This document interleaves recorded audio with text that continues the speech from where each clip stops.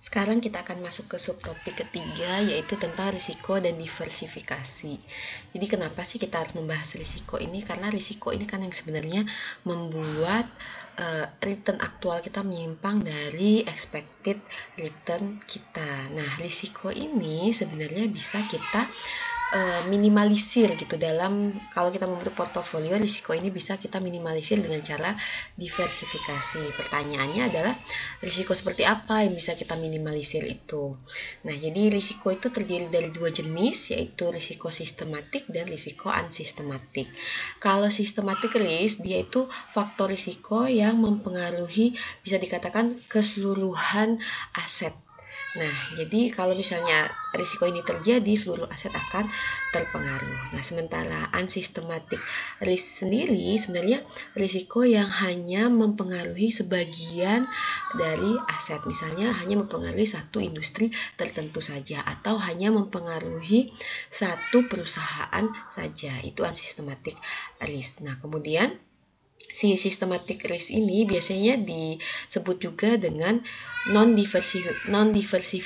non-diversifiable risk atau market risk. Jadi risiko ini tidak bisa kita diversifikasi, jadi tidak bisa kita minimalisir. Sementara unsystematic risk sendiri itu lebih dikenal seperti aset specific risk. Jadi aset specific risk ini yang bisa kita dalam tanda kutip hilangkan jika kita membentuk portofolio. Kalau kita tidak membentuk portofolio ya tidak bisa dihilangkan juga, dia melekat ke risiko individual aset tersebut. Nah, apa saja misalnya contoh systematic risk itu seperti perubahan di GDP. Nah, pasti semua aset terpengaruh kalau terjadi perubahan GDP, inflation, interest rate, dan lain sebagainya. Nah, kemudian kalau untuk yang unsystematic risk itu contohnya apa di sini? Contohnya adalah misalnya ada buruh ini ya, pemogokan buruh di satu perusahaan saja. Nah, kemudian kita kekurangan part kita untuk berproduksi di satu perusahaan tersebut. Nah, itu kan sebenarnya risiko-risiko yang hanya mengakibatkan kerugian, dalam tanda kutip kerugian di satu aset tertentu saja.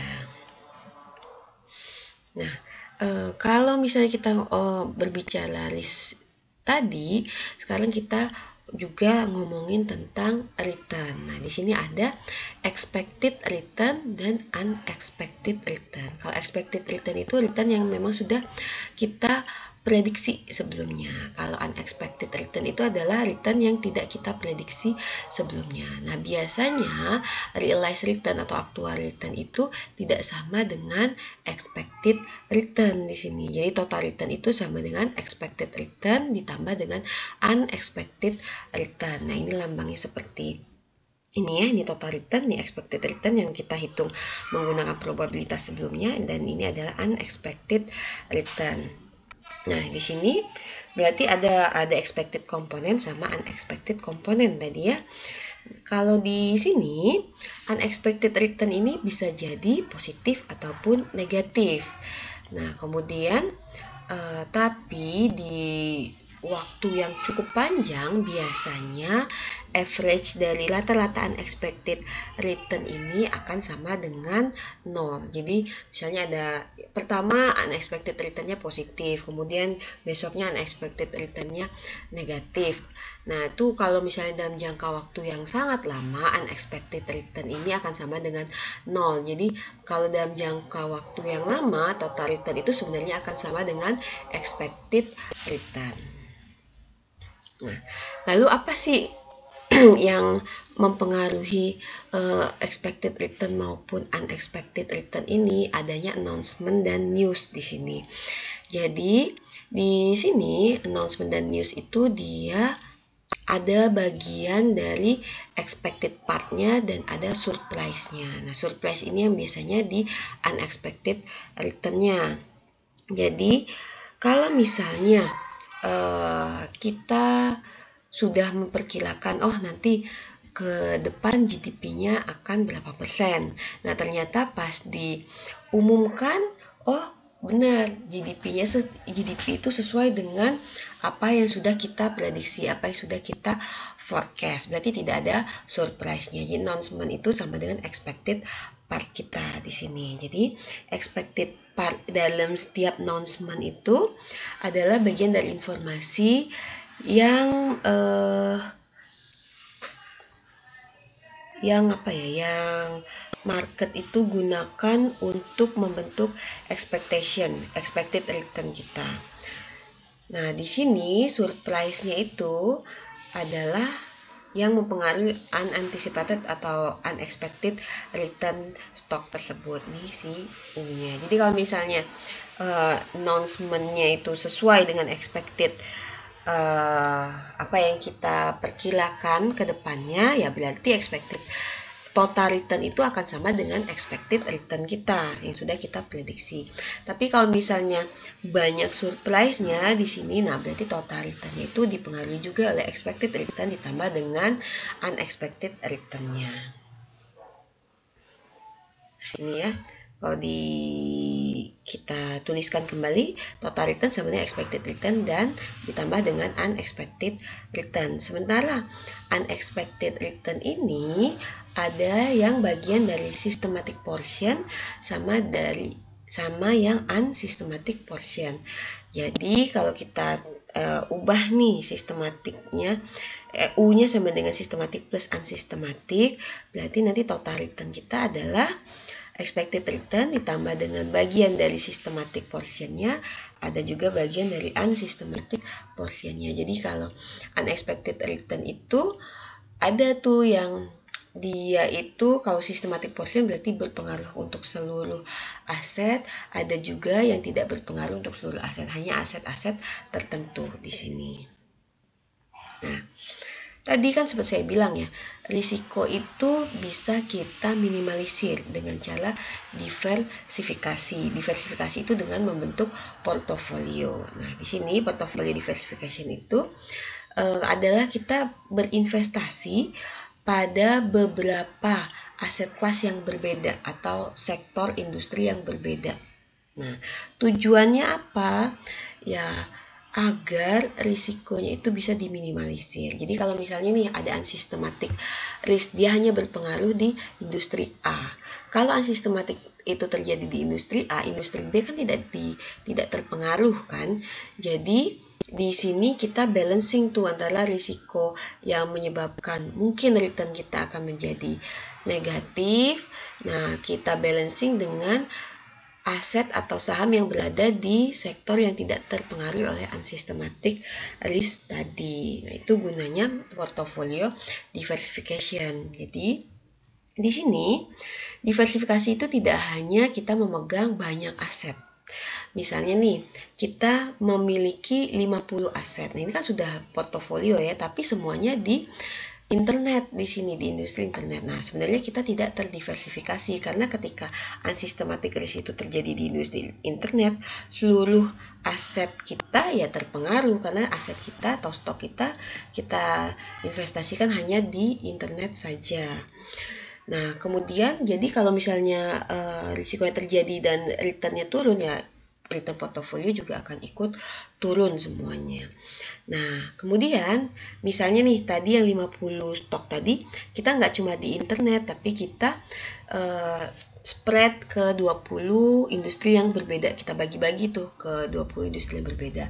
Nah, di sini baru kita disebutkan kita terdiversifikasi. Jadi ketika ada unsystematic risk di industri A, B, nah itu tidak terjadi di industri lainnya. Nah, siapa tahu malah ketika unsystematic risk itu terjadi di industri A, B, di industri yang lain itu malah lagi bagus-bagusnya gitu returnnya. Jadi kita terdiversifikasi portofolio kita. Nah, kalau ini adalah kayak semacam berapa sih sebenarnya stok yang membuat portofolio itu terdiversifikasi. Jadi ini adalah hasil riset ya, hasil riset tahun 1987 di sini. Nah, kalau misalnya ini adalah jumlah stoknya, 1 stok sampai 1000 stok di sini.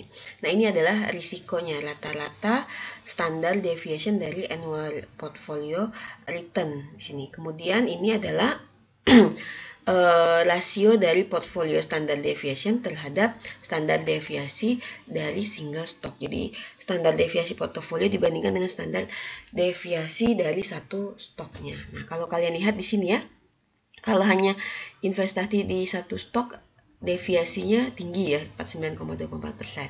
Kalau di 2 stok, nah ini mulai turun. 4 stok mulai turun terus sampai kalau dilihat di sini, ini 100 stok ke 200 stok juga masih turun. Nah, mulai dari 200 stok ke 300 stok sampai 1000 stok ini mulai turun, tapi penurunannya tidak sedrastis di awal. Nah, kalau kita lihat rasio dari standar deviasi portfolio dibandingkan dengan standar deviasi dari satu aset, nah di sini turun terus sampai pas di titik ini, pas di titik 200 stok, dia rasionya tetap.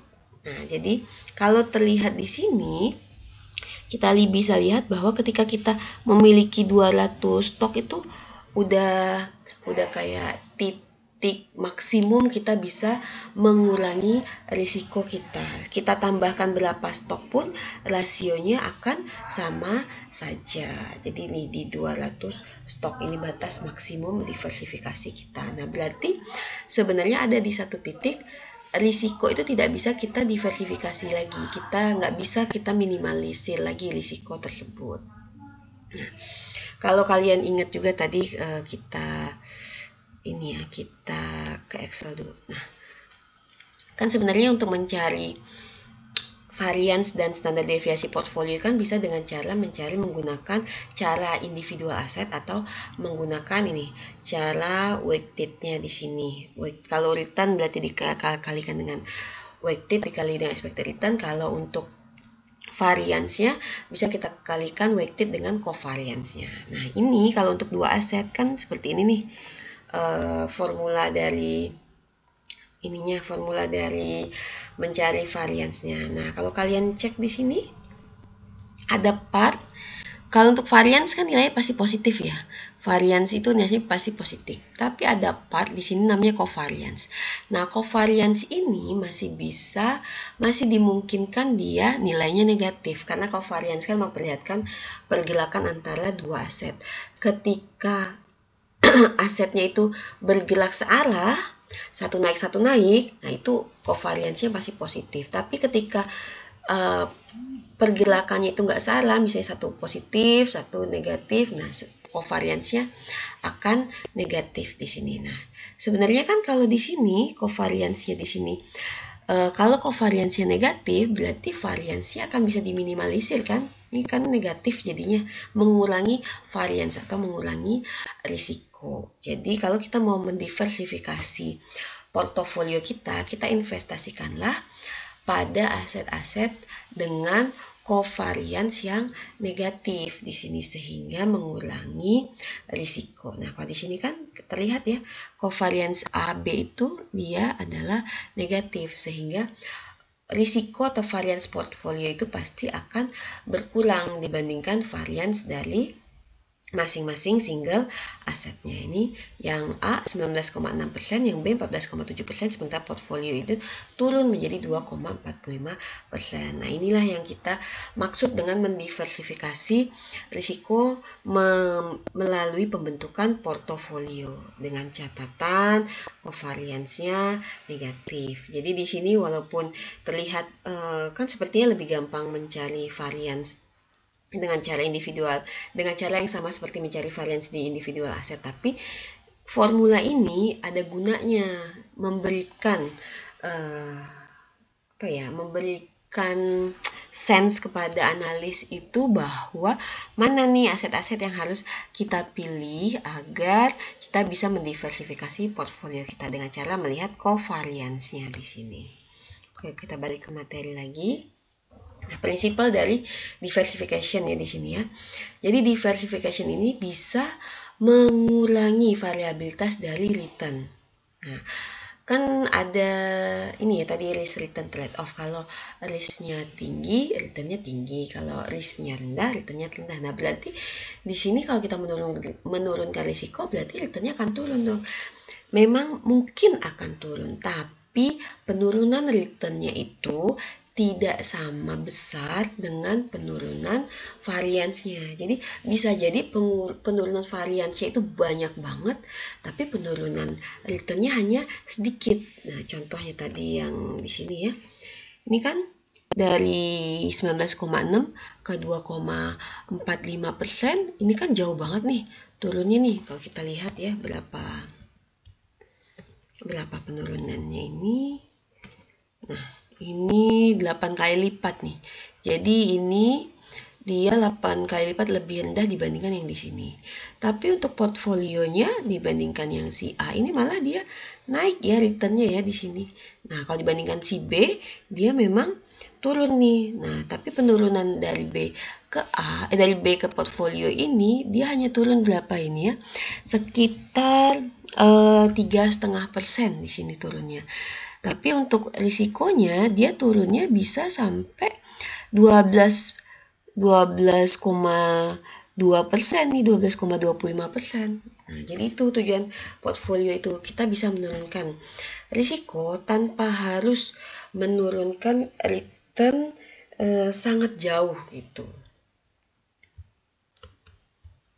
Ini ya. Nah, ini penurunan risiko ini bisa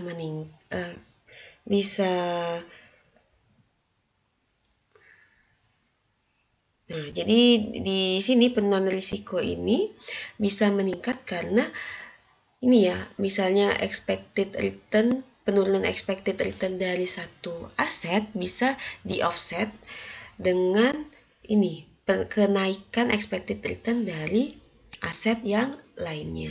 Ini kan risk itu kan memperlihatkan variabilitas return ya. Jadi kalau misalnya kita udah menghitung expected return kita, ternyata pasti ada risiko dia akan sama seperti expected return atau bisa naik ataupun turun dari expected return yang sudah kita hitung. Nah, bisa jadi kalau ada satu aset yang dia turun expected return-nya, tapi karena ada aset lain yang expected return-nya naik, nah itu bisa di better off ya, bisa di offset lah gitu, bisa di offset. Nah, jadi sehingga risikonya itu juga, variabilitasnya itu juga akan lebih kecil. Nah, itu adalah prinsip dari diversifikasi. Nah, tapi ingat nih, minimum level dari risk yang bisa kita diversifikasi itu hanya sampai systematic portion. Yang tadi kalau jenis risiko ada sistematik, ada unsystematic. Untuk yang unsystematic itu bisa kita diversifikasi, tapi yang untuk systematic risk ini tidak bisa kita diversifikasi. Nah, ini kalau dilihat nih kurvanya, ini adalah jumlah stok dalam satu portfolio, ini adalah standar deviasinya menggunakan data yang sebelumnya ya. Ini yang kita lihat sebelumnya, yang ini ya. Nah, ini kalau single aset 49,24%. Nah, kalau kita menambahkan aset, dia tuh turunnya gradual banget nih. Tuh turun sampai pas di sini penurunnya itu sudah nggak sebanyak di awal-awal. Nah, pas di sini udah dia nggak bisa lagi diturunin lebih rendah daripada si non-diversifiable risk ini atau systematic risk ini. Jadi paling rendah ya sekitar segini nih risiko yang bisa kita tanggung. Mau nambahin berapa aset pun ya nggak bisa lagi dikurangin risikonya. Nah, berarti kalau untuk diversifiable risk itu risiko yang bisa kita kurangi, kita eliminasi dengan mengkombinasikan aset menjadi portofolio, mengkombinasikan beberapa aset membentuk satu portofolio, dengan catatan kombinasi aset itu berasal dari industri yang berbeda atau yang covariance-nya itu negatif ya di sini ya. Nah, ini diversifiable risk ini disebut dengan aset spesifik risk atau unsystematic risk. Nah, di sini jika kita hanya berinvestasi satu aset atau beberapa aset dari satu industri yang sama, sebenarnya kita terekspos pada risiko yang bisa kita diversifikasi.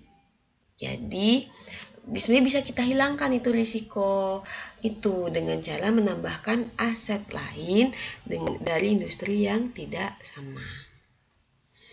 Nah, berarti total risk itu sama dengan systematic risk ditambah dengan unsystematic risk. Nah, standar deviasi dari return itu adalah ukuran untuk total risk. Nah, kalau untuk portofolio yang terdiversifikasi dengan baik, unsystematic risk-nya itu akan sangat kecil. Nih porsi yang ini bisa sangat amat dikurangin. Nah, yang di sini nih tinggal yang systematic risk-nya. Jadi total risk untuk yang portofolio terdiversifikasi dengan baik itu sebenarnya sama dengan systematic risk-nya. Ini berarti systematic risk itu kan risiko tidak bisa dihilangkan.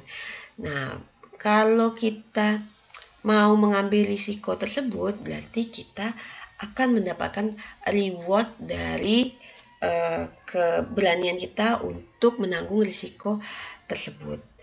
Nah, kalau unsystematic risk-nya ada rewardnya nggak ada reward untuk unsystematic risk-nya, karena sebenarnya yang ngapain dikasih reward, orang kita bisa menghilangkan unsystematic risk itu kok sebenarnya dengan membentuk portofolio. Jadi reward yang bisa kita dapatkan atau risk premium yang bisa kita dapatkan dari mengambil risiko itu hanya risiko yang bentuknya sistematik di sini. Jadi di sini expected return dari risky aset itu sebenarnya hanya tergantung pada aset sistematik risknya, karena unsystematic risk itu kita bisa hilangkan.